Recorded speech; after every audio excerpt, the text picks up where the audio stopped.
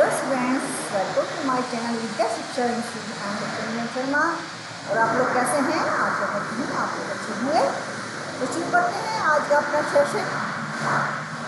हमारा जो आज का जो टॉपिक है वो है schools of psychology. Schools of psychology क्या है हमारा टॉपिक आज का? Schools of psychology.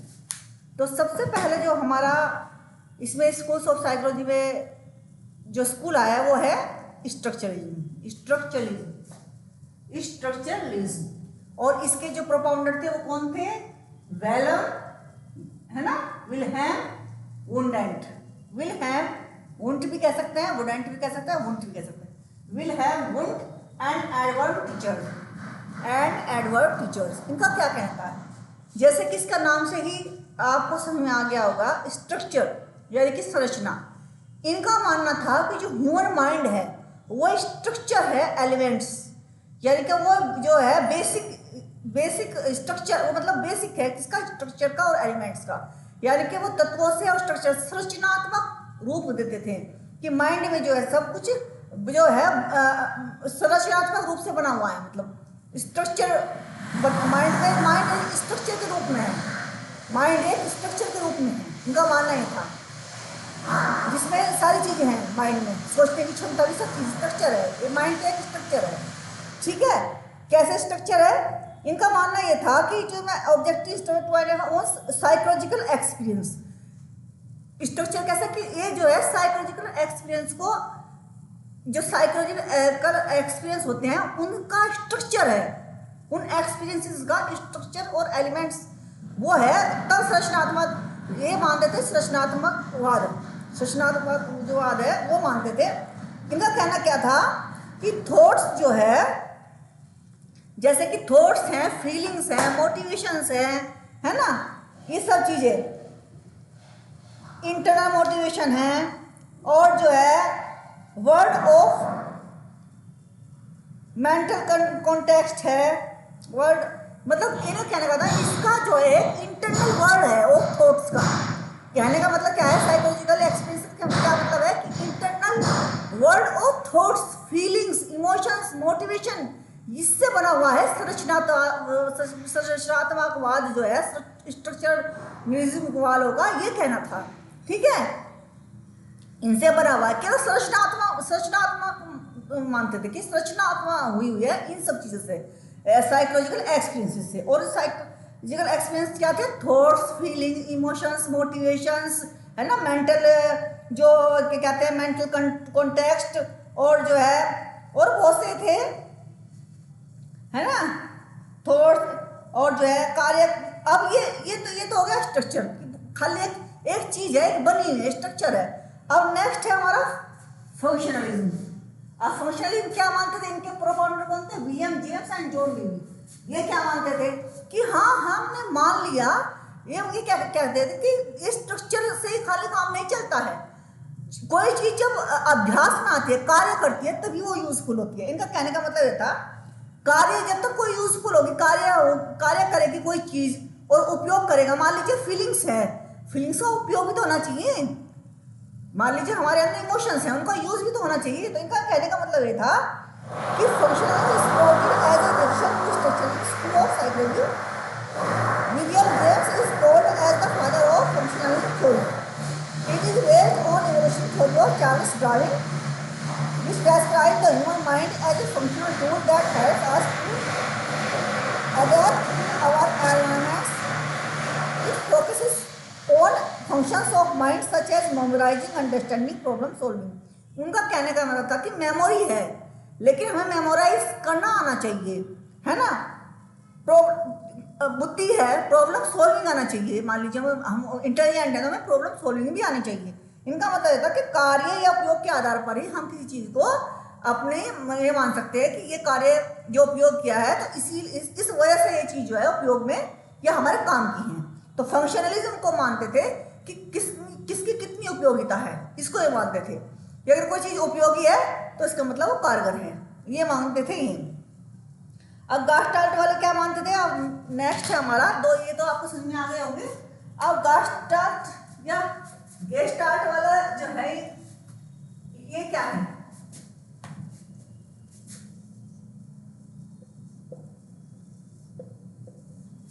Gestalt psychology, है ना, साइकोलॉजी। इनके प्रोफाउंडर कौन थे? मैक्स वर्डाइमर, मैक्स वर्डाइमर, कर्ट कोफका,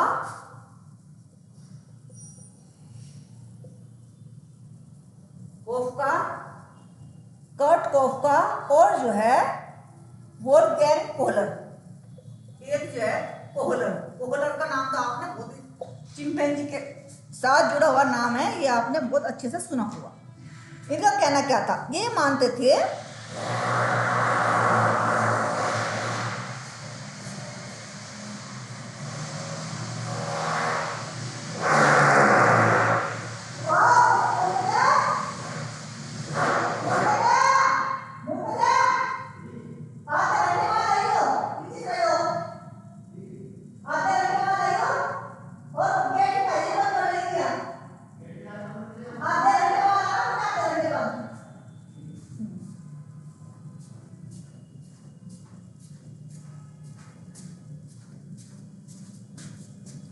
तो गास्टाल्ट साइकोलॉजी वाले क्या कहते हैं? ये कहते हैं कि based upon the idea that individual experience things और ऑब्जेक्ट्स आर यूनिफाइड होल। ये मानते हैं, गास्टाल्ट वाले मानते हैं कि यूनिफाइड होल, कि हम जो है किसी भी चीज को पूर्ण यूनिफाइड होल मतलब पूर्ण में देख सकते हैं किसी भी चीज को। जैसे मान लीजिए ये है, ये 4 लाइनें हैं, ऐसे हैं, तो इसका कोई माने तो नहीं हुआ, लेकिन अगर इन 4 लाइनों को हम ऐसे जोड़ दें तो ये हो जाता है हमारा वर्ड। क्या बन जाता है? वर्ड। इसको हम ज्यादा अच्छी तरह से देख सकते हैं, बनस्पत इसके इस तरीके से इसको हम ज्यादा अच्छी तरीके से देख सकते हैं। तो इनको कहने का मतलब यूनिफाइड होल के रूप में हम ज्यादा अच्छी तरीके से देख सकते हैं किसी चीज को, ठीक है। जैसे मान लीजिए यूनिफाइड के, जैसे कि हमारा बिहेवियर है, उसको भी हम यूनिफाइड रूप में देख सकते हैं। जैसे उन्होंने चिंपैंजी पे अपना वो क्या था ना, एक्सपेरिमेंट है ना, तो जो है उसको हम होलिस्टिक पर्सपेक्टिव में देखते हैं। किस कार्य को होलिस्टिक पर्सपेक्टिव में देखकर उस कार्य को हम कर सकते हैं, अगर हम पूर्ण रूप में उसको देखें। इनका कहना था ये कि अलग अलग टूटे हुए हिस्सों में ना देख करके हम पूर्ण रूप में किसी चीज को देखेंगे। ये गेस्टाल्ट साइकोलॉजी थी, ये मानते हैं। अब है बिहेवियरिज्म। अब बिहेवियरिज्म क्या मानते हैं? बिहेवियरिज्म क्या मानते हैं?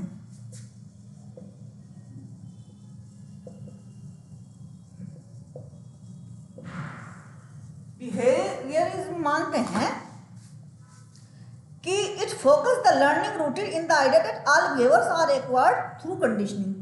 और बिहेवियर के जो प्रोफाउंडर कौन से हैं हमारे? सबसे फादर कौन है? जेबी वाटसन, पावलोव, स्किनर। ये इनके जो है जेबी वाटसन तो फादर थे बिहेवियरिज्म के, ये भी इनके जो है बिहेवियरिज्म में माने जाते हैं, इवान पावलोव और स्किनर। आज किसको पता? स्किनर ने जो है चूहों पर किया था, है ना, किस पर किया था? रैट पर किया था। और पावलोव ने किया था डॉग के ऊपर एक्सपेरिमेंट। तो इनका कहने का मतलब है कि हम जितना भी व्यवहार सीखते हैं वो कंडीशन सीखते हैं। व्यक्ति जितने भी व्यवहार सीखता है वो कंडीशन के द्वारा ही सीखता है। जैसे कि उन्होंने डॉग पर कंडीशन किया था, उन्होंने जो है कंडीशन करके किया था, है ना। तो इस तरह से बिहेवियर ऐसा that our actions are shaped by environmental stimuli. Environment में जो हमारा उत्तेजक जो स्टिमुली होता है हमारे पास में, उसके द्वारा ही व्यवहार को सीखते हैं। स्टिमुलाई का मतलब जो उत्तेजना पैदा करता है, ऐसा है ना, उत्तेजक। Psycho analysis. अब साइको एनालिसिस क्या है? ये तो बिहेवियरिज्म हो गया। आप बिहेवियरिज्म सारे देख सकते हैं, चूहों पर, डॉग पर, बिल्ली पर, जितने भी किए थे सब बिहेवियरिज्म में आते हैं। अब है साइको एनालिसिस।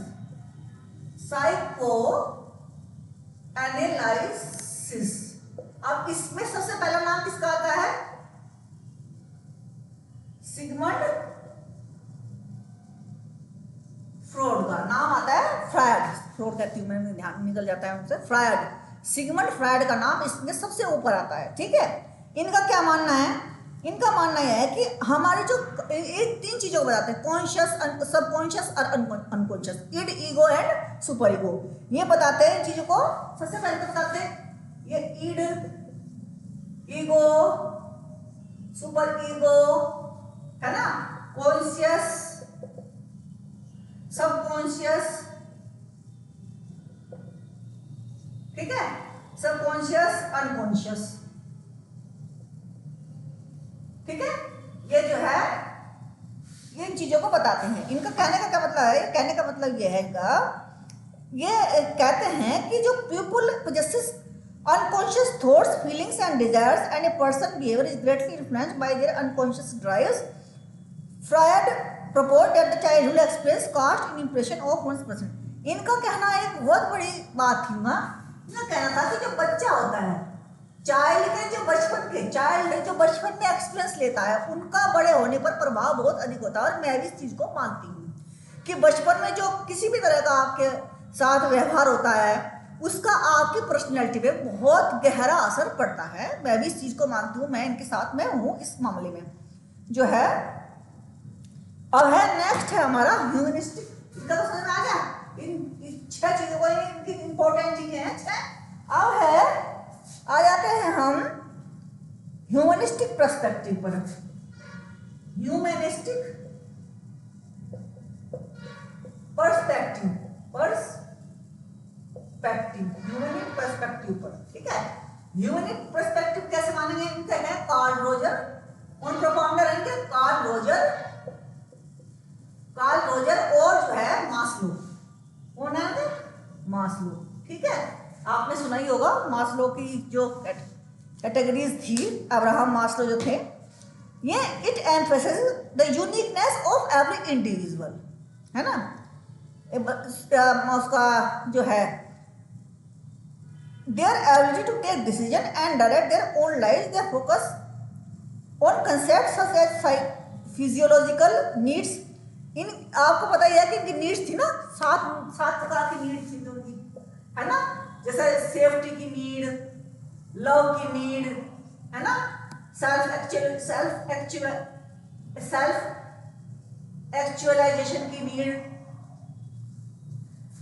एक्चुअलाइजेशन की नीड, इनकी नीड्स थी, सेफ्टी की नीड, प्यार की नीड, भोजन की नीड, ये जितने भी नीड्स थी उनकी 7 प्रकार की नीड्स। वो ये मानते हैं कि जो इंसान जो गवर्न होता है या इंसान जो का जो फोकस होता है वो 7 नीड्स के इर्द गिर्द ही चलता है, ये मानते हैं। फिर है नेक्स्ट हमारा कोग्निटिव पर्सपेक्टिव। ये जो 10 के 10 हैं, आप बहुत अच्छी तरीके से इनको समझ लेना, क्योंकि इन पर ही आधारित पूरी साइकोलॉजी के जितना भी आपकी थ्योरीज ऑफ इंटेलिजेंस, पर्सनैलिटी, ये सब चीजें इन पर ही आधारित है। ये एक तरह से आधार है आपकी इस यूनिट का, ये आधार है। और आपको समझना चाहिए कि स्ट्रक्चरलिज्म का वास्तव में माना क्या है, मायने क्या है, फंक्शनलिज्म क्या है, गेस्टाल्ट साइकोलॉजी क्या है, बिहेवियरिज्म क्या है, इन सबको आपको बहुत अच्छे से आना चाहिए। अब कॉग्निटिव पर्सपेक्टिव क्या है, कॉग्निटिव पर्सपेक्टिव क्या है, कॉग्निटिव पर्सपेक्टिव। अब ये क्या मानते हैं, ये मानते हैं कि cognitive school mainly focus on the study of creativity, है ना। किस पर करते हैं कि क्या होना चाहिए, फोकस किस पर करते हैं, क्रिएटिविटी पर, इंटेलिजेंस पर, प्रॉब्लम सॉल्विंग मेथड पर,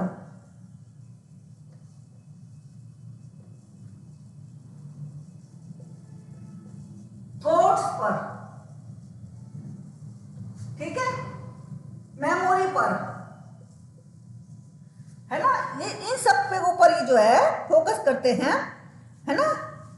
डिसीजन मेकिंग पर,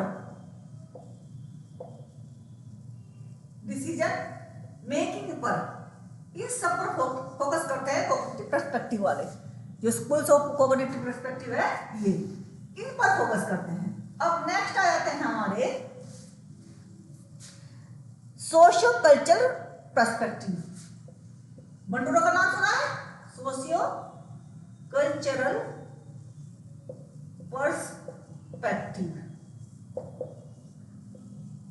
बंडूरा का नाम नहीं सुना तो आगे आप सुनेंगे, है ना। तो सोशल, इनका कहने का मतलब क्या है, सोशो कल्चरल पर्सपेक्टिव का मतलब क्या है। ये कहते हैं, ये जो स्कूल है ये एम्फेसिस डालता है, फोकस करता है कि सोशियो और जो कल्चर है, जो सोसाइटी है, सोशियो कल्चर का मतलब जो सोसाइटी है, सोसाइटी एंड कल्चर जो हमारी एक्टिविटीज होती हैं, कल्चरल एक्टिविटीज जो होती हैं वे ह्यूमन के बिहेवियर पर, ह्यूमन के बिहेवियर पर और उसके कार्यों पर प्रभाव डालती हैं, यानी कि वही प्रभाव डालते हैं, फोकस है तो इसका मतलब वही प्रभाव डालते हैं ह्यूमन के बिहेवियर पर, उसकी पर्सनैलिटी को बनाने में, उसके व्यवहार को निर्देशित करने में ये सब चीजें महत्व डालती हैं, फोकस करती हैं, है ना, ये प्रभाव डालती है। अब है बायोलॉजिकल, नेक्स्ट है biological, biological, biological perspective. Biological perspective क्या मानते हैं, बायोलॉजिकल पर्सपेक्टिव में आपने चार्ल्स डार्विन का नाम सुना है, चार्ल्स डार्विन और ई विल्सन, इनके नाम पूछ सकते हैं कि किससे संबंधित है, जे एम हार्लो, जे एम हार्लो नाम पूछ सकते हैं आपसे, वो ये बताएगा कि किस, कौन से पर्सपेक्टिव से, कौन सी साइकोलॉजी थॉट से, थॉट ऑफ साइकोलॉजी से जो है ये जो संबंधित है, इनके नाम दे सकते हैं, इनके जो ये विद्वान हैं इनके नाम दे सकते हैं कि किससे संबंधित है। तो आपको ये अगर पता होगा जे एम हार्लो, ई विल्सन और चार्ल्स डार्विन है तो बायोलॉजिकल से है तो आप लिख देंगे, आप करेक्ट कर देंगे, ठीक है। This school asserts that behavior is the result of heredity, physiological and genetic factor। ये क्या मानते हैं कि जो मनुष्य का जो व्यवहार है, ह्यूमन बिहेवियर किससे गवर्न होता है, किससे, हेरिडिटी से, हेरिडिटी से, जीन्स से, फिजियोलॉजिकल फैक्टर से, इनसे जो है मनुष्य का व्यवहार निर्देशित होता है, ये मानते हैं, ठीक है। अब जो है इवोल्यूशनरी, हमारा 10 यानी कि 10 हमारा नेक्स्ट आ गया है, हमारा नेक्स्ट आ गया तो आपको समझ में आ गया होगा। अब नेक्स्ट है हमारा इवोल्यूशनरी पर्सपेक्टिव। इवोल्यूशनरी क्या मतलब है, इवोल्यूशनरी पर्सपेक्टिव क्या है, इवोल्यूशनरी 10 है ये, 10 बताया था ना, 10 तो 10वां है ये, 10th है। The school focus that the human mind evolves and adapts according to changing times and situation। इनका यह मानना है कि जो ह्यूमन बिहेवियर है, या कह लीजिए ह्यूमन माइंड या बिहेवियर कह लीजिए, वो इवॉल्व कैसे होता है, विकसित कैसे होता है, कैसे विकसित होता है और जो है एडेप्ट मतलब परिवर्तित होता है, कैसे होता है, according to time and situation. इनका यह मानना है, जो इवोल्यूशनरी वाले है, थॉट ऑफ स्कूल है, वो ये मानते हैं कि जो व्यक्ति का व्यवहार है, व्यक्ति का व्यवहार और माइंड जो उसके कार्य करता है, वो कार्य करता है और परिवर्तन होता है और विकसित होता है अकॉर्डिंग टू टाइम, समय के अनुसार और सिचुएशन के अनुसार, ठीक है। तो ये हो गए आपके 10 स्कूल्स ऑफ थॉट, किसके, साइकोलॉजी के। ये हो गए स्कूल्स ऑफ साइकोलॉजी के जो थॉट हैं, जो स्कूल्स ऑफ साइकोलॉजी हैं उनके ये थॉट्स थे जो उनके अंदर मैंने बताया है आपको डिटेल में, वो उनके थॉट्स हैं। स्कूल ऑफ साइकोलॉजी 10 हो गए, अब उनके अंदर के थॉट्स हैं कि किन किन बातों पर ज्यादा फोकस करते हैं अपने अपने स्कूल्स में, ठीक है। विभिन्न स्कूल थे, 10 के 10 स्कूल थे और सबके अलग अलग विचार थे उसके बारे में कि ये मानते हैं, फंक्शनलिज्म वाले ये मानते हैं, स्ट्रक्चरलिज्म वाले ये मानते हैं, गेस्टाल्ट वाले ये मानते हैं, इवोल्यूशनरी वाले मानते हैं, बायोलॉजी वाले ये मानते हैं, ह्यूमनिस्टिक पर्सपेक्टिव वाले ये मानते हैं, बिहेवियरिस्ट ये मानते हैं। तो सबके अलग अलग थे विचार उसके बारे में, क्योंकि कैसे मनुष्य का जो व्यवहार है और उसके जो क्रिया है कैसे होती हैं, किन पर, वो सबके अलग अलग हैं, अलग अलग बिहेवियर वालों के अलग हैं, इनके अलग हैं, सबके अलग अलग है। अब नेक्स्ट हमारा टॉपिक है क्या है कॉग्निटिव प्रोसेस। ये तो हटा देते हैं, स्कूल ऑफ साइकोलॉजी खत्म हो गया हमारा। अब आ जाते हैं हम कॉग्निटिव पर्सपेक्टिव पर।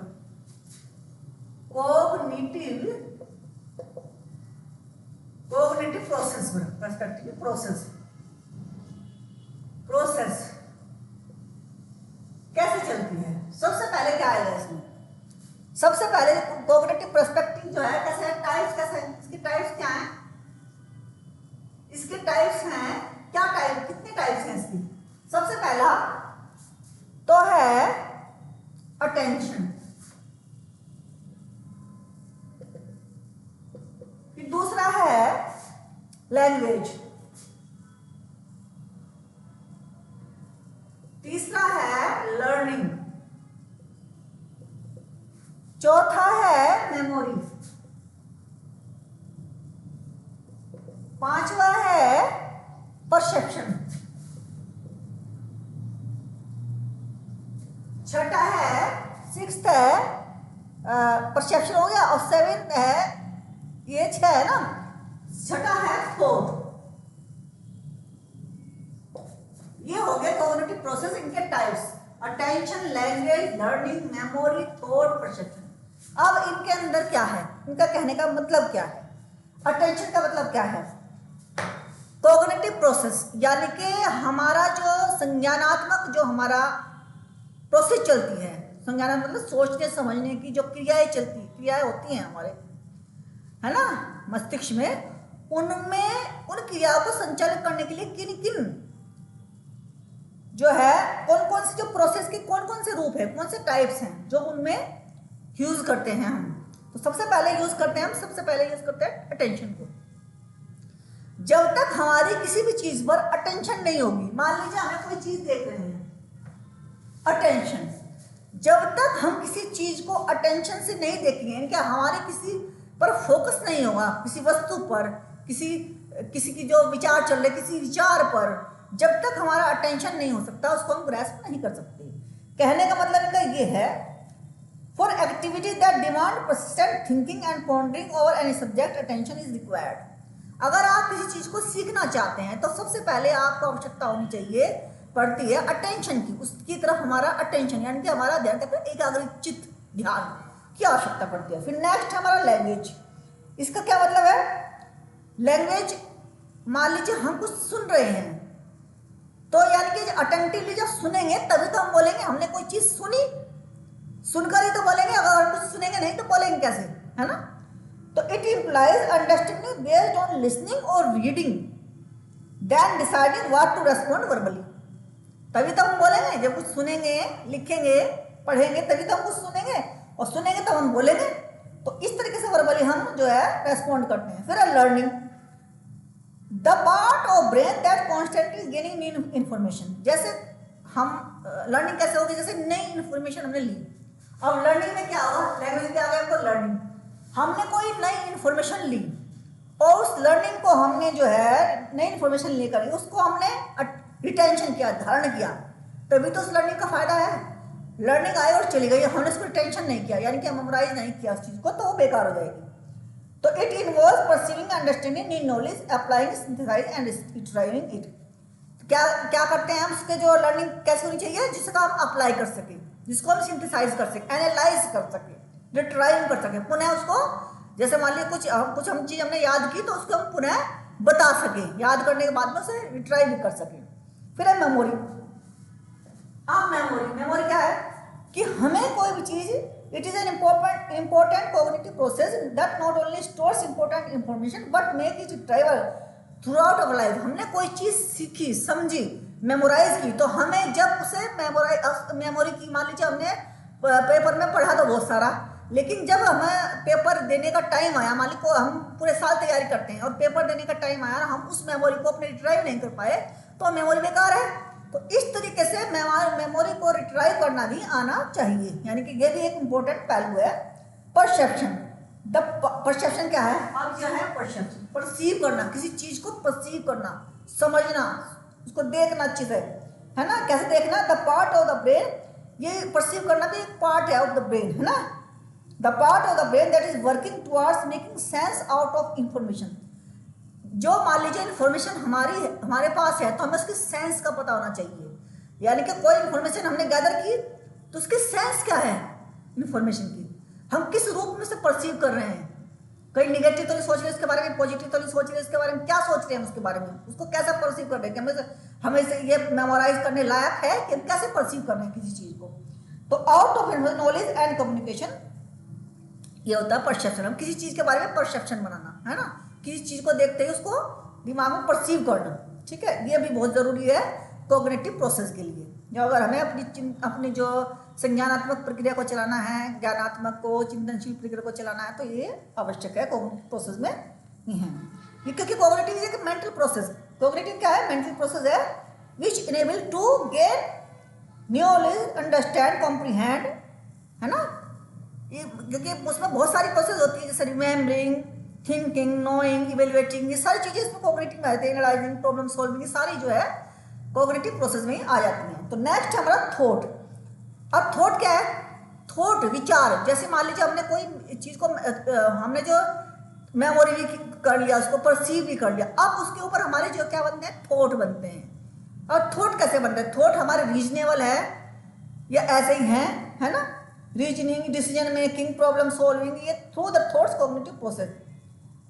इट मतलब ये क्या कि ये सब आ जाता है कॉग्निटिव प्रोसेस में। थॉट किसी भी चीज के बारे में, रीजनेबल थॉट कहते हैं ना कि उसके बड़े रीजनेबल थॉट हैं, यानी कि वो हर चीज को बहुत तार्किक दृष्टि से, तार्किक विचारों से समझता है, देखता है, और फिर जो विचारों से समझता है, देखता है, उसके बाद में डिसीजन लेना, है ना। क्योंकि जो रीजनेबल थॉट होंगे वही अच्छा डिसीजन ले पाएंगे। इस तरीके से ये जो है कार्य करते हैं। जो है मैंने आपको बता दिया कॉग्निटिव प्रोसेस, टाइप्स बता दिए, प्रोसेसिंग थॉट्स, ये सब मैंने आपको बता दिया। अब हमारा जो नेक्स्ट है और वेरी इंपॉर्टेंट जो टॉपिक है वो है पियाजे का कॉग्निटिव, ठीक है। जो थ्योरी है, डेवलपमेंटल थ्योरी है, पियाजे की कॉग्निटिव डेवलपमेंट थ्योरी कि संज्ञानात्मक विकास कैसे होता है, किसी भी बच्चे से लेकर बड़े होने तक संज्ञानात्मक विकास कैसे चलता है। पियाजे की developmental theory, cognitive development theory, इसके बारे में बात करेंगे हम कल मैं आपको समझाऊंगी। और ये सबसे कॉग्निटिव की ये जो पियाजे की थ्योरी आपको आ गई तो उसका मतलब आधी साइकोलॉजी का जो ये पोर्शन है, आज जो 3rd यूनिट है इसकी आधी, इससे ज़्यादा आपने इसका मतलब कवर कर लिया है, समझ लिया है। तो इसको मैं कराऊंगी आपको, कल कराऊंगी। इसके जो है जो पियाजे ने टर्म्स यूज किए हैं वो बताऊंगी आपको, है ना। और जो है स्टेजेस ऑफ कॉग्निटिव डेवलपमेंट कराऊंगे आपके कितने हैं, ये सबसे इंपॉर्टेंट है। सबसे इंपॉर्टेंट क्या, इसमें से तो एक क्वेश्चन आता ही आता है, किसी भी तरीके से आ जाए क्वेश्चन इसमें से आता ही है, ठीक है। तो students, respect your teachers, respect your parents, और यूजीसी नेट की तैयारी इतनी अच्छी तरीके से कीजिए कि आप इस अटेम्प्ट में पास हो जाएं, क्रैक कर लें इसको, और जो है अपनी सेहत का ख्याल रखिए। Bye bye.